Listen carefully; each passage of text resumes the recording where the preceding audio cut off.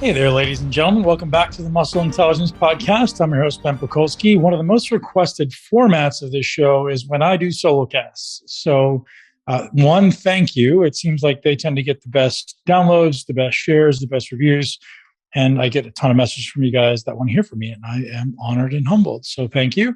And so it feels like it's been a while since I've done a solo cast. And I want to tell you guys a little bit what I'm up to. And really what it is I'm building my business and I'm building a coaching business. Really, I haven't done it extensively since 2015 and 16. We did a pretty significant coaching program in 2015 and 16. I've been coaching really high level athletes and entrepreneurs since probably 2001.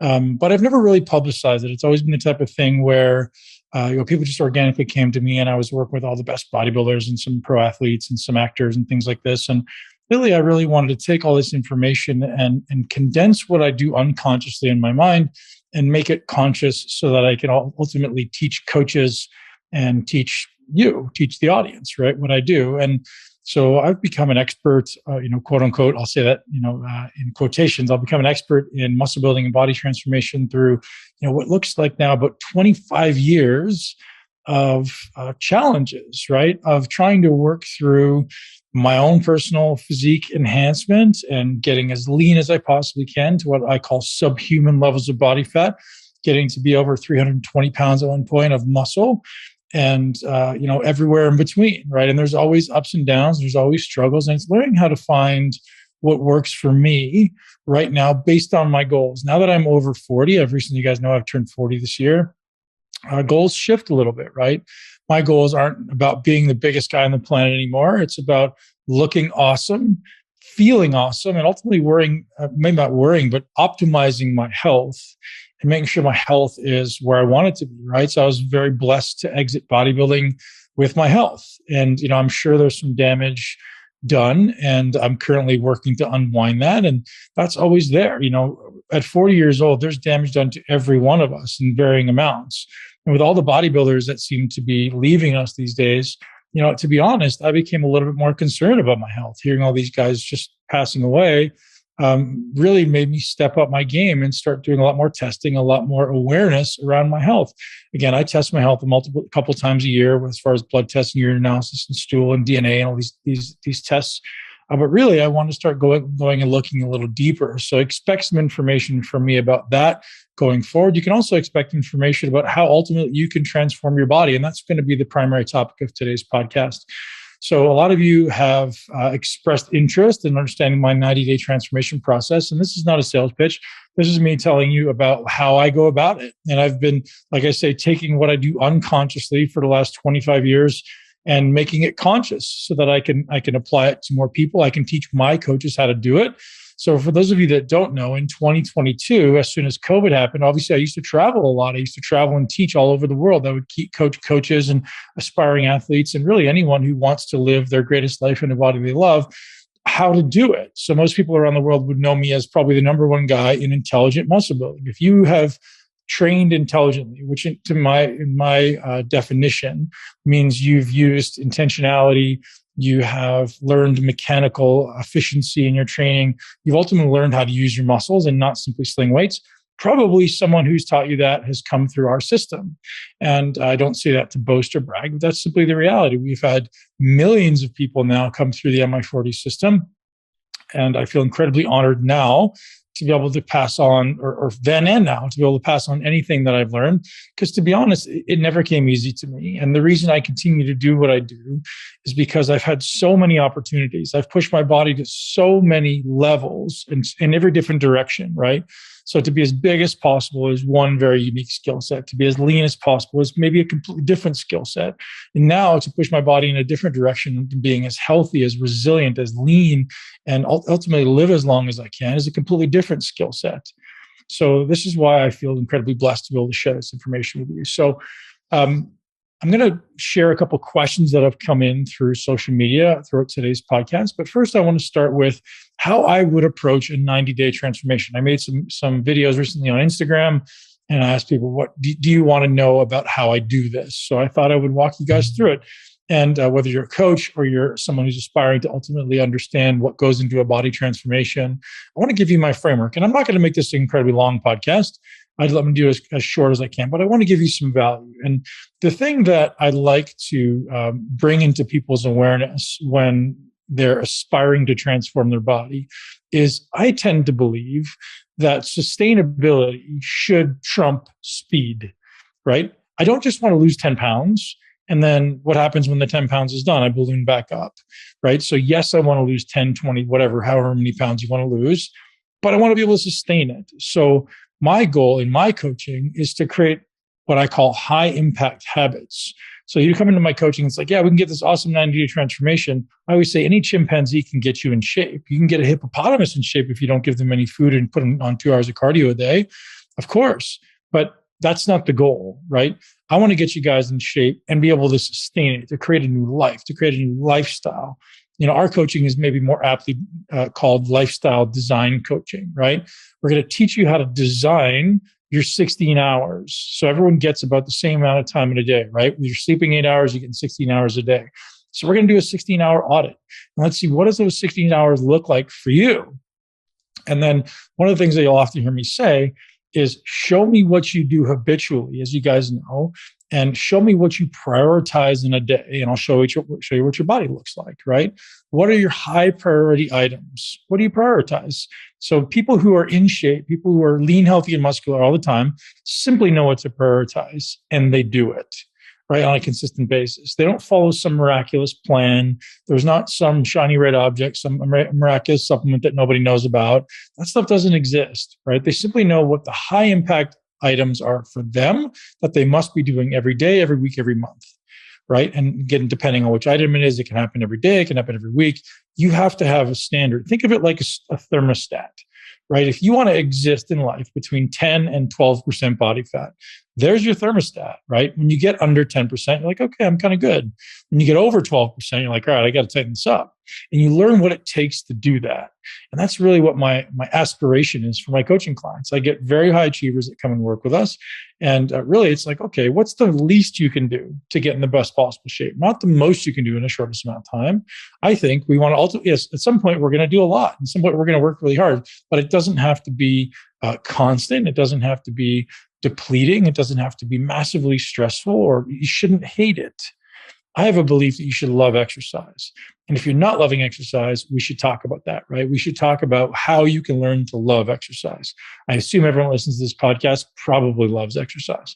So coming back to how I start my 90-day process, anyone that walks in the door, there's 6 things we prioritize in the first month.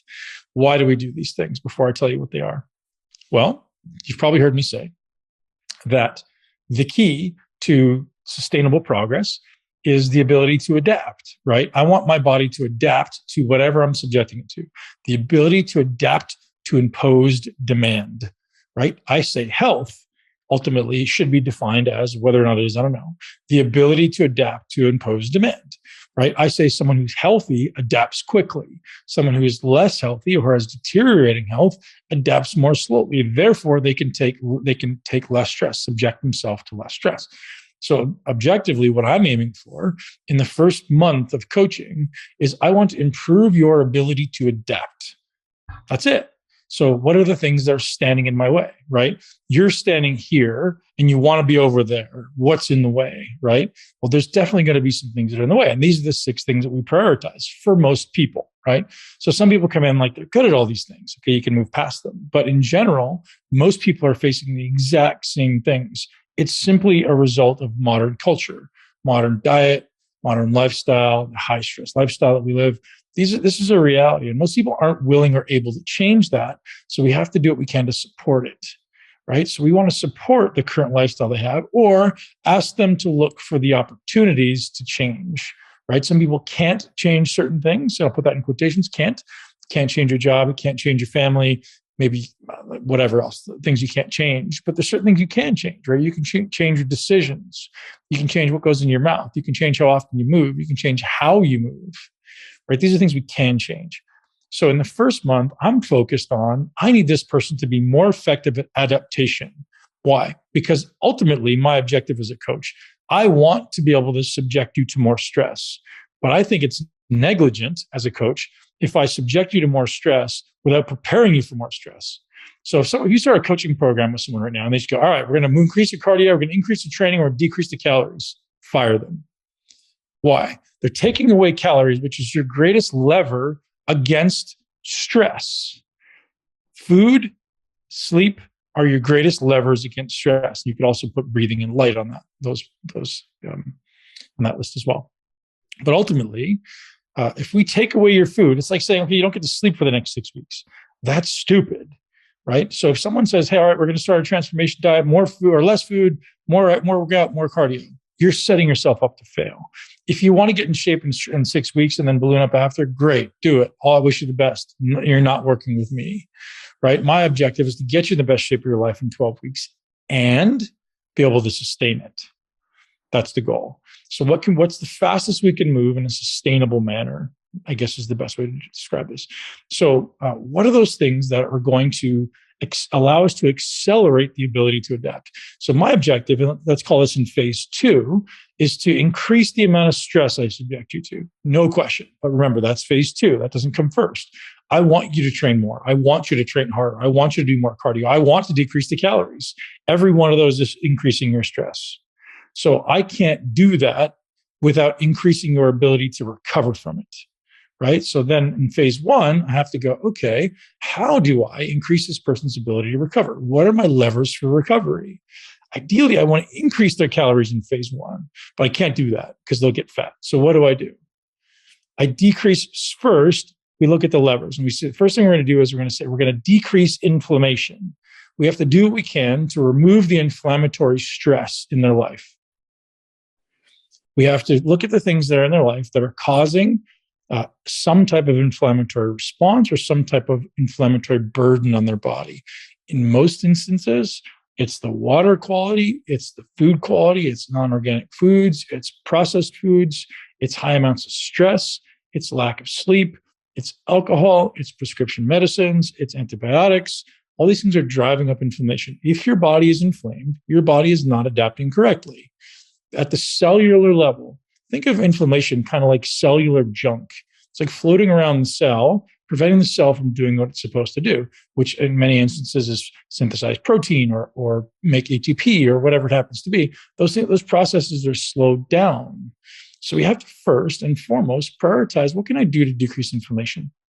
So some best practices around inflammation. Move your body, key.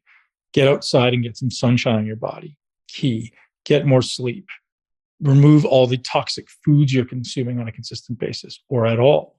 So my commitment with anyone in my coaching program is 30 days of a low/anti-inflammatory diet, an anti-inflammatory or a low anti-inflammation diet. Now that's subjective because everyone ultimately responds differently to different foods. So something that's inflammatory to me may not be inflammatory to you. And so yes, we can do our best to make an educated guess. Or we can simply say, okay, we know that these foods, X, Y, and Z, which I'll list in a minute, tend to be most inflammatory to most people. So unless you're willing to do tests, DNA tests, allergy tests, stool analysis, urine analysis, we can't know exactly what foods you're going to be are going to cause inflammation in your body. It's hard. It's next to impossible. Unless you're able to feel your body. If you're really tuned into your body, you can do that.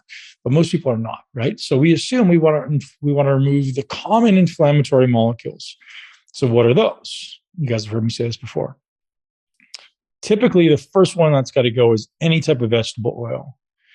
Typically, most foods you consume from a box have vegetable oil in it. That includes canola, sunflower, soy oil, all those simply have to go. Corn oil, grapeseed. Again, I'm on the fence about grapeseed, but I just say remove it for the interim. The ones we can consume instead are olive oil. You know, our friends at Fresh Press have the best olive oil in the world. You guys have heard me talk about that 1,000 times before. I literally have a bottle with me everywhere I go. And coconut oil is okay. Avocado is great. Even meats is okay, right? Saturated fat for meat is fine. It's not going to be as toxic unless it's overcooked as something like a vegetable oil. So we want to really remove that. That's one. Another thing that we typically will remove are all grains, right? We want to get rid of grains because grains for most people are inflammatory. Again, not all people, but most people. So nobody get butthurt about my saying grains are inflammatory. Most people are going to get an inflammatory response from grains. Moving along. So that also means gluten and wheat and millet and rye and all these grains that are, and including oatmeal, right? Oatmeal is a massive staple for most people in the fitness industry. And I think a lot of people are really going to get inflamed by it. So we take that out. And so we remove grains. And instead of grains, typically we'll go with something like a white rice or sweet potatoes or berries and fruit as our primary carbohydrate sources if we want carbohydrates. So if someone is over fat and over inflamed, we don't typically consume a lot of carbohydrates in the first month because I want to improve insulin sensitivity as well. So that's another factor. So moving along, then we remove dairy, soy, and corn. So we take those out because those are also pro-inflammatory for most people. So again, am I a zealot against any of these foods? No. But for most people in general, I find it tends to be a really good approach to remove dairy, soy, corn, vegetable oil, and grains. Those are your kind of 5 big culprits. I'm sure there's other things in there. And also, we typically will remove, obviously, gluten and we'll remove most, if not all, processed foods. We try to get people just eating real foods. And so what we do is we allow you to eat from this wide range of foods and eat more food, right? So because we're decreasing inflammation, typically what happens, people, one, are able to control their hunger signals more effectively because when they eat foods that are causing these massive insulin spikes or inflammation, typically dysregulates their hunger signals, specifically things that are like and contain fat emulsifiers can really change your hunger signals. It's a great podcast by my friend Andrew Huberman on his podcast about that. But so we'll typically remove everything that's processed because it's going to disrupt hunger signals. And people just from that alone, people in my program typically lose between 5 and 10 pounds in the first month if they're over fat. It's usually between 5 and 7, 5 to 10 pounds. Most people lose, and it's water, it's inflammation, it's glycogen in some cases, but they're losing weight. And it's a lot of fat too, right? It's a balance of all of them. So that's a great way to kickstart. People love seeing that scale drop in the first month, but that's great. But guess what? That's not sustainable either, is it? You won't continue to lose fat unless you increase the output, increase the expenditure. So we'll talk about that in a minute. So again, we're getting this on anti-inflammatory diet, and we try to establish that as a baseline. Let's just do this consistently. This is your new diet. Let's stay there consistently. So we've established this baseline. Now their body weight tends to level out. That's perfect. That's what we want. Why? Because now we know, okay, this person eats exactly this many calories every day. And if they want to gain muscle, we simply increase the protein and drive up the volume of work a little bit. If they want to lose fat, we simply decrease the calories a little bit and increase the expenditure in whatever way is best for them, is most appropriate for them, whichever way they're able, right? Some people aren't able to train hard in the gym because they simply don't have the skill yet. So maybe we increase the expenditure with cardio or high intensity cardio or anything that's walking, or anything that's going to increase caloric expenditure. But we got to go through this initial foundational phase first. So that's only a couple things that I'm telling you from the foundational phase, right? So we've gone through changing inflammation. That's important. The next one down the list is we're going to look at sleep because we got to fix sleep. Sleep's probably the biggest lever for optimizing insulin sensitivity. It's the biggest lever for improving emotional regulation and hunger and willpower and all these amazing things and simply having energy. Most people cheat on their diet, in my experience, when they don't feel good. They feel tired or they're lethargic or they simply don't feel good and they go eat something crappy because it makes them feel what I call a +1, right? If I feel like, God, I feel like I'm a 4 out of 10 right now, and I eat this donut, it makes me feel a 5 or a 6, even for a short period of time, I'm going to continue to do that all the time. So I want people to feel better. So addressing sleep is massive. And again, that's one of the big levers in the foundational phase. We're going to get everyone sleeping at least 7 hours a night because it's important. Quality sleep. And how do we do that? Well, the first thing we're going to do is probably remove light and food before bed and exercise, right? We want to do everything we can to teach your nervous system to calm down before bed, right? We want to teach the nervous system to do that. And the way we do that ultimately is just practice. Like everything else, realize everything you do, guys, in life is habit creating or habit destroying. It's all practice. So if you want to learn to be better at sleeping, you have to practice being better at sleeping. It's not rocket science. It's not genetic. It's not anything wrong with you. You just simply are out of practice and learning how to fall asleep and stay asleep. Practice. When you get up in the middle of the night, If you think it's to pee, it's not. You're not getting up to pee. You're peeing because you got up. And learn to go back to sleep. Train yourself right away. Boom, I'm going to go back to bed. And you don't allow yourself to get out of bed. You don't allow yourself to have a snack. You don't allow yourself to turn the light on. That's how you improve that. So again, moving down the list, we're at inflammation, we're at sleep. We're also going to improve gut health and digestion. Most people are a disaster when it comes to digestion. And again, probably through no fault of your own, right? Why? Because our food supply, our water supply is tainted. It's loaded with chlorine and fluoride that is destroying your microbiome. If you drink any alcohol or take any pharmaceutical drugs, you guarantee your gut is destroyed. And the likelihood of you digesting and absorbing the foods you eat is small. So when you have a bad gut and you have poor digestion, again, driving up inflammation is the result, right? So your body's supposed to break down all this food that you consume. It's not supposed to sit there and putrefy. Sometimes if we have a leaky gut, which is literally one cell thick, these large proteins get into our body, and our body mounts an immune response, and the immune response drives up inflammation. So again, another way to increase inflammation is by not chewing your food properly, by consuming the wrong foods. We don't want to do that. So be very cautious and concerned about improving how you eat, what you eat, and the state you're in when you eat.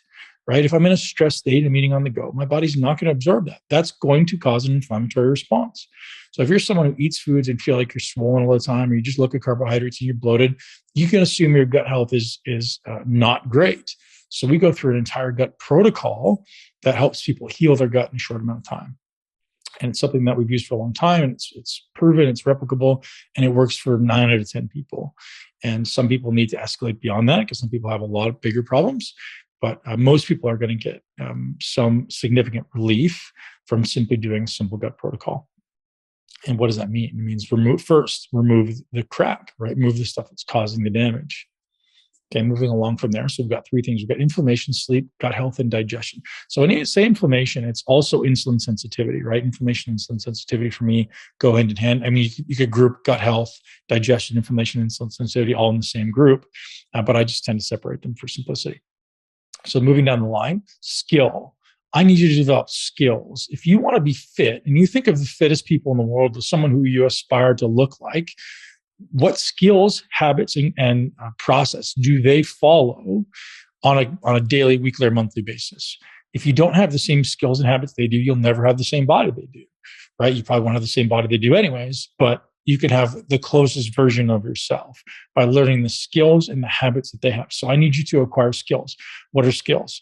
Skills in the gym. You got to improve your ability to move, right? Movement means, yes, I need to be strong, but I also need to be stable. I also need to be mobile, right? So think about those things. I need to build those intentionally into a program, right? So what skills do I want to acquire? For me, in phase 1, everyone acquires 24 skills. That's it. We keep it simple, right? I need you to acquire 100 different skills. You got 24 skills. Let's work on these. You work on them often. Frequency matters. And you get to work and you work and you work and you work and you get better at them. And by the end of that first phase, which for some people is a month, some people is 2 months, but by the end of that phase, you've acquired these skills now, like playing the piano. It doesn't happen overnight, right? We have to take some time. Sometimes it takes months for people. And the better you get at these skills, here's the thing, the better your results are long-term, the more sustainable they are. I, for the rest of my life, will be a great squatter because I've done it thousands and thousands and thousands of times, right? Unless I have a back injury, of course, or a knee injury, but I'll be a great squatter. I've done it so many times. My nervous system simply knows how to do it, right? And I think that's a huge gift, like playing the piano, riding the bicycle. Once you acquire these skills, they don't go away. Take that first phase and prioritize learning how to do it. Learn how to do it. That's so important to you, right? So every one of you should be taking a phase. And I do this every single year, where I take about 28 days and I go through a muscle intelligence primer program, right? What's a primer program? You guys may have heard of other people using this. Most people have stole the idea from me. It's 28 to it's basically 30 to 60 days. And our original ones were 40 days, and my 40. To reestablish proper motor engrams. What does that mean in English? It means proper movement patterns. Learn how to move correctly. The body contracts in sequences of muscle contraction. Think of like throwing a ball or kicking a ball. Those things are sequences. Your body remembers things in sequence. So we want to learn how to contract muscles in sequence. So if I'm doing a squat, there's a certain pattern of muscle contraction that needs to happen for me to squat. And the more effective and efficient I get at that pattern, the better it becomes, the more output I can get, right? The stronger I get, the more stable I get, the more I kind of call it grease the groove. And then I can do it more often with more load and more output. Therefore, I build more muscle, right? But neglecting this phase is just stupid. It's, so there's, and you guys have heard me say this before, I'll use the same metaphor, but there's people out there who are reading a book a week who don't remember a single thing. Those are the people who aren't spending enough time learning how to read correctly first. And that sounds ridiculous, but some people are reading so fast and they get to the end of the book and they go, I don't know what I read. Yeah. So slow down, learn to do it correctly first, and then gradually we increase the speed and gradually you increase the retention also. Same thing's happening in exercise. You guys are all going into the gym. You never learned how to read, right? You never learned how to move. So you're going in, you're thinking you're going to get all these results and really going to get joint pain. You're simply wasting your time instead of investing your time. Everyone on this, listening to this podcast right now, every year, 1 to 2 times a year, you should be doing a muscle intelligence or any type of primer program. And we have tons of these things, right? We have one specific to body parts. We have one specific to full body. So if you guys want a primer program, you can go right now to muscleintelligence.com/body parts and pick up a 30-day primer at any body part you choose. And so those are there. And so those programs are intentionally progressed, and the primer is really simply executed workouts that you should enjoy. I'm sure you're going to enjoy. And we have so many more within our coaching as well. So moving along from there. So if we have inflammation, we have sleep, we have gut health and digestion, we have skill acquisition. We also have aerobic fitness. I want you guys to always think about improving aerobic fitness. Why? Why does aerobic fitness matter? Well, aerobic fitness is what I would say kind of a governor on your ability to recover. So if you have poor aerobic fitness, your ability to recover both between sets and between workouts is diminished. So your HRV will be decreased and your perceived exertion tends to be much higher. If I walk up a flight of stairs and I'm out of breath, next time I go to that stairs, unconsciously, I'm going to avoid the stairs. And I go, oh, man, that was hard. I'm going to do that anymore. So we got it in the first phase. We got to improve aerobic fitness. And now it doesn't have to be complex, but it has to be consistent. So if you're not willing to commit 30, 60, 90 days to improve your aerobic fitness, and that means 5 days a week, if you're not willing to do that, you're not willing to transform. You're not ready to transform. If you are ready to transform, you're committing 5 days a week until your aerobic fitness is adequate. And then here's the secret. You can bump it down to 2 to 3 times a week once you've achieved adequate to efficient aerobic fitness, right? So that's good. Let's work on that. But that's a really important part of this foundational phase that we're working on. So if you guys don't understand what heart rate variability is, I've done thousands of podcasts, thousands of hours of podcasts on this now, and thousands of hours of learning as well myself. And it's really the gauge or the measure of your nervous system, the state of your nervous system is the simplest way to think of it. Heart rate variability is literally the spacing between the beats, the variability between the spacing of the beats of the heart. And I've done many podcasts. I've actually got one coming up soon, a new one. But if you want to revert back to the podcast with Dr. Jay Wiles, that's probably the most recent one, who was just phenomenal. Dr. J is just an incredible wealth of information, incredible man.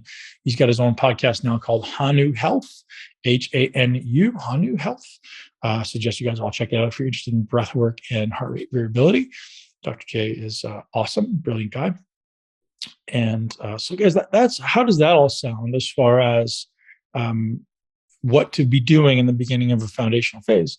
Does that sound typical to what most people will tell you? Now, the reason those are important is, as I said, we need to optimize health. Health is the foundation of all of it. Health is the foundation of quality of life, but it's also the foundation of adaptation, right? If I can use my words today. The ability to progress is dependent on your ability to adapt, is it not? So don't just throw a bunch more stress on your body. That's stupid. Right now, your body's barely able to recover from the amount of stress that you're subjecting it to. How do you know, right? So if any of you measures your HRV, so I always wear this, either this or this. If you guys are watching, I'm showing you my Garmin watch and my Oura ring, both of which have HRV and heart rate. And I'm always looking at my heart rate variability. So my heart rate variability is low. I know my ability to adapt and recover is low. My heart rate variability is high. My ability to adapt and recover is high. So I'm constantly striving to increase my heart rate variability, the interbeat variability between the heartbeats. So we want to improve. So if you know your stress is elevated, you'll see a low heart rate variability. So that's how you test. And so most of my clients will come in. If they have a great HRV, okay, we're ready to put some more stress on these people. I'm gonna speculate that most people listening to this podcast don't have an exceptional HRV. Most people I know, most people, my clients, don't have an exceptional HRV. The average is like 30, 40, 20 sometimes. Like, as we should be up around 80 or 100, and some of my clients are up around 220. So we really want to get up. And again, it's better is in general aspirational, but don't compare yourself against other people. Just compare yourself against yourself. You want to improve. And the way I think about this, if you want to make this relevant to you, I look at my HRV almost like the elasticity of my blood vessels. So if my blood vessels are very elastic, they're able to like expand, which is what we want. We want them to expand and contract, expand and contract. So when my heart rate goes up, the blood vessels should expand, right, to allow more blood to go through. If they're not, those blood vessels are becoming a little more rigid, maybe a little more plaque being developed. So I want high HRV. I aspire to higher HRV so that I just literally envision my blood vessels being more elastic. And that's going to make it less likely that I'm ever going to have a heart attack or have any type of cardiovascular event. So again, I said I wasn't going to make this podcast long, so hopefully this is still within the realm of enjoyment for you guys and value, maybe even above enjoyment. But so each and every one of you guys out there, if you're not already doing the foundational phase for your clients or for yourself, think about it. Heal the body first. And here's the great thing. The number one statement I get at the end of the first phase with everybody is, man, I really feel good. It's often, I don't know why, but I feel really good, or I feel a lot better. I hear that all the time. Like, yeah, I know why, because we're improving your health. We're improving your sense of well-being simply by getting outside and doing those walks, right? Getting outside and spending time in nature, improving your aerobic fitness, improving your sleep. People feel better. Guess what happens when you feel better? You're more motivated. You're more likely to follow through. So for each and every one of you coaches out there, this is my advice to you: is take the time to, yes, you all want to get the transformation because you want to post it on Instagram, right? You want a transformation to post on Instagram so you can sell more people. But I'll tell you what, if you make people feel better and you change their body, not just for a week or a month or 3 months, but for life, they will never leave. They're not going to go anywhere else because they've never experienced this before, right? They're going to come to you because they know, gosh, that person not only helped me short-term, but they helped me long-term. They empowered me to be the best version of myself. Rather than give me a plan that I followed once and then I got in great shape, that's awesome, and then I ballooned up afterwards, they empowered me with the ability and the knowledge to make my own decisions, to do this for myself long-term. Or maybe they don't want to do it for themselves. Maybe they just want to work with you forever, but at the very least, they are in shape and it's sustainable. It's not feeling like you're always chasing it. It shouldn't always be hard. That's one thing I tell everybody, right? Do you know that getting in shape doesn't have to be hard? It has to be consistent. But most people have this like elephant. They'll think they have to eat an elephant with a fork. Like, no, man, it's like, it doesn't have to be that hard. You just got to learn the high impact habits for you. So guys, I hope you enjoyed this. If you did enjoy this podcast, you can head over to muscleintelligence.com/body parts and get a primer. You can also go to muscleintelligence.com/apply and apply to work with myself and my coaching team. We're taking on clients for the new year, our brand new cohort in the new year, for anyone that wants to transform not only for the first 3 months, but for the rest of their life. You guys can join us there. Today's podcast is brought to you guys by the amazing friends at BiOptimizers. Guys, you guys know that BiOptimizers has an incredible array of products, all of which I use at a consistent, well, not all, but most of which I use on a consistent basis. And that's Mag Breakthrough. If you guys are not using Mag Breakthrough, that's such an incredible product. 7 different magnesium chelates that are just absolutely essential for optimization of function. If someone is concerned with heart function, cardiac function, magnesium is the mineral you must have. So if you have anyone in your life who are on these times, you're not doing so well, or maybe some people are experiencing some negative effects from these forced medical procedures that are going on right now, magnesium is an important part of that. And they've also, BiOptimizers also hooks us up with Masszymes, Capex, which is their amazing ketogenic digestive product. They've also got P3OM, which is an amazing proteolytic probiotic, all of which you guys can get hooked up with if you head over to BiOptimizers.com and use the code MUSCLE. BiOptimizers.com. BiOptimizers, BiOptimizers. It's not BiOptimizers, it's just BiOptimizers, BIO. And use the code MUSCLE to get hooked up today and every day this month. And guys, this code is not going to last forever, so don't waste time. Let's do it. Thank you very much for joining me on the Muscle Intelligence Podcast. If you did enjoy this podcast or any of our podcasts, please subscribe. We do appreciate your subscription and your support. This is what drives the podcast forward. We are working on getting an entire new group of podcasts in 2022, an entire new group of podcast sponsors coming your way. We have some amazing ones sponsoring us in 2022. We look forward to supporting you and your family and your loved ones in living your greatest life in a body you love. If you're not already subscribed on Apple Podcasts, Spotify, and YouTube, you can find us there. Please leave us a review. If you did enjoy this podcast, I want to hear from you. If you want more stuff from me, got to say the word. Thanks, guys. I appreciate you. And I look forward to bringing so much more amazing content to this community in 2022. One more thing. If you guys are interested in cryptocurrency, if you're interested in NFTs, in crypto, and DeFi, let me know. I want to hear from you. And I'm really diving deeply into that world because I think it's really interesting. One of the most interesting things to me is the community building aspect. And I think that's really, really interesting, where we can build a community where you guys can all be invested in muscle intelligence. You can all ultimately be stakeholders in some community that we generate. That to me is interesting, right? We can all be part of something based on a common mission and common values. That's one of the most interesting things that I've heard maybe in the last 20 years. Is this idea that we can combine forces with people who are value-driven, ultimately leading a life with light, right? We'll say with their heart first, heart-centered leaders, people who are good humans, aspiring to do great things in the world and maybe push back against evil and ultimately focus on just lifting people up and being healthy and being strong and developing a next generation of awesome little humans that can lead this charge into the future. So if you're interested in that, and that sounds interesting, fire me a message on Instagram, and I'd love to hear from you. Or get into the Muscle Intelligence community on Facebook. I know Facebook isn't everyone's favorite platform, but guess what? Building a private platform. We've got something coming early 2022. We're building a private community where all of our family, our friends, our fans can jump in there and be part of the community and not have to be on Facebook.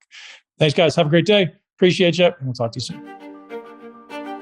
Thank you so much for tuning into Muscle Intelligence. If you enjoyed today's episode, please be sure to share it with at least one person you know. And make sure you're subscribed so you never miss an episode.